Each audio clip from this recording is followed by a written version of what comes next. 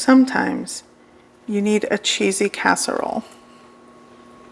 Okay, I'm ready to make these hash browns, or this hash brown casserole.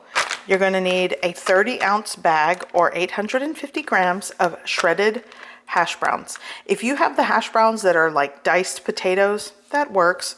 You'll need 30 ounces of potato basically. I'm going to be adding a can of evaporated milk. This is 12 ounces of evaporated milk. If you have whole milk, that works. I think a 10.5 ounce can of cream of chicken soup. I'm going to be seasoning with onion powder, garlic powder, paprika. Here I have a combination of cheeses, and I think this is part of the secret of a really good hash brown casserole.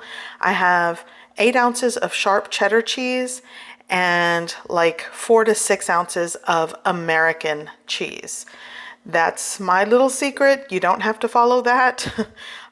Some people use Velveeta, but I'm able to get a block of like American style cheese and shred it up. So there's that. And here's the ultimate secret that I'm sharing with you.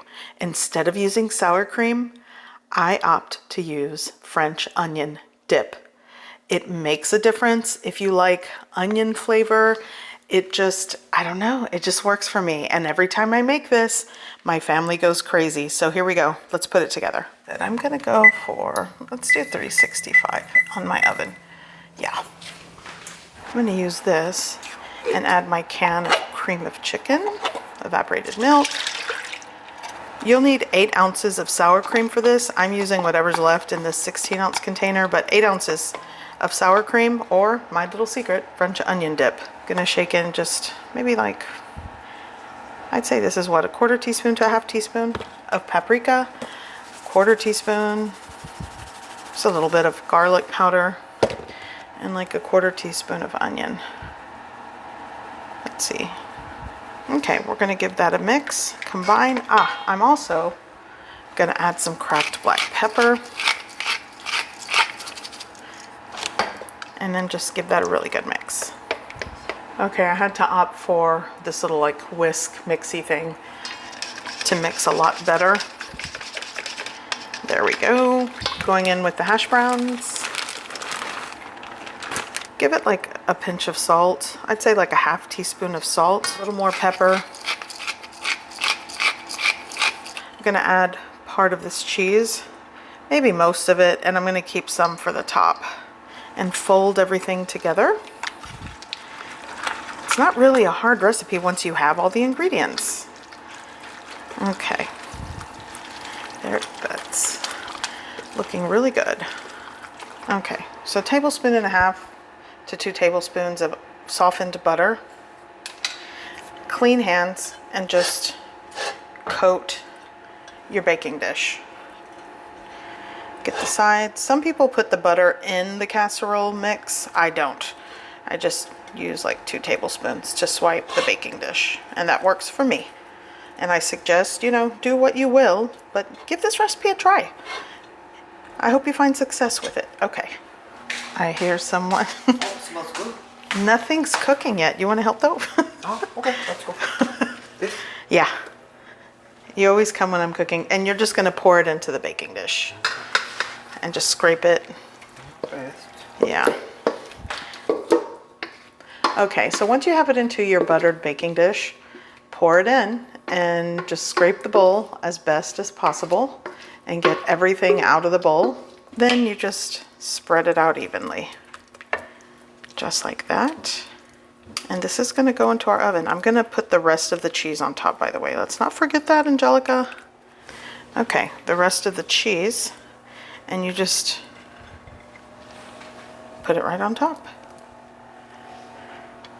I mean, sometimes you just, I don't know. I love a good casserole, even one that is potato centered, because I love potato and onion anything.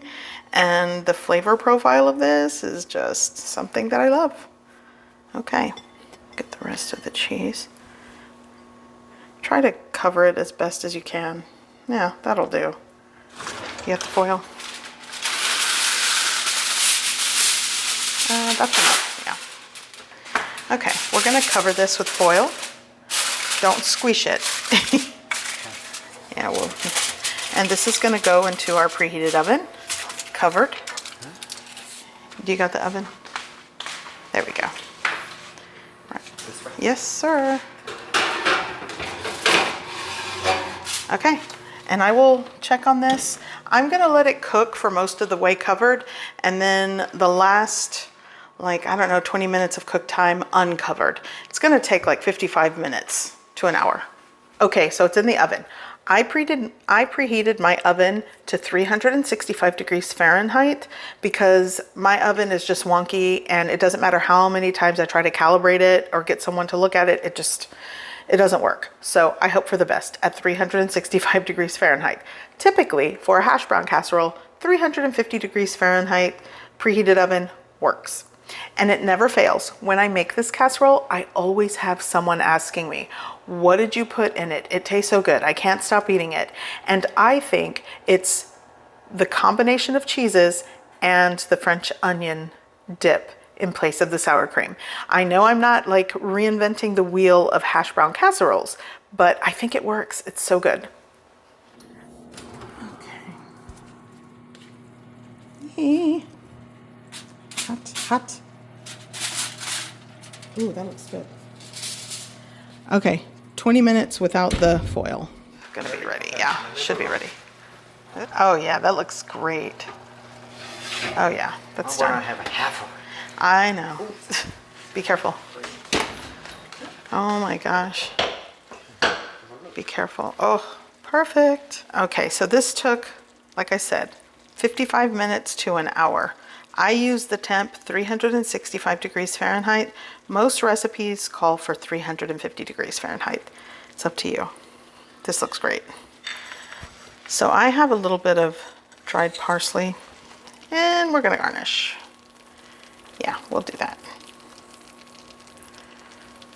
Perfect. I want to dig in so bad. I want to eat. My mouth is watering. So I probably should let this set, but the cheese crust on this and the ooey gooey deliciousness of this casserole is perfect. This should probably set. I want it to cool because I really want to get a good like thumbnail shot or like a picture with like a cheese pull. But if you want to dig in while it's piping hot, you can. So I want to show you. Oh gosh, this is just perfect. I like crushed red pepper flakes and a little extra of this parsley. This is my meal. Cheesy potatoes, this is a meal to me. Sometimes I put an egg, sometimes, like today, it's just this. The best hash brown casserole ever, in my opinion. It's my humble opinion, by the way. These never disappoint me. Just like this.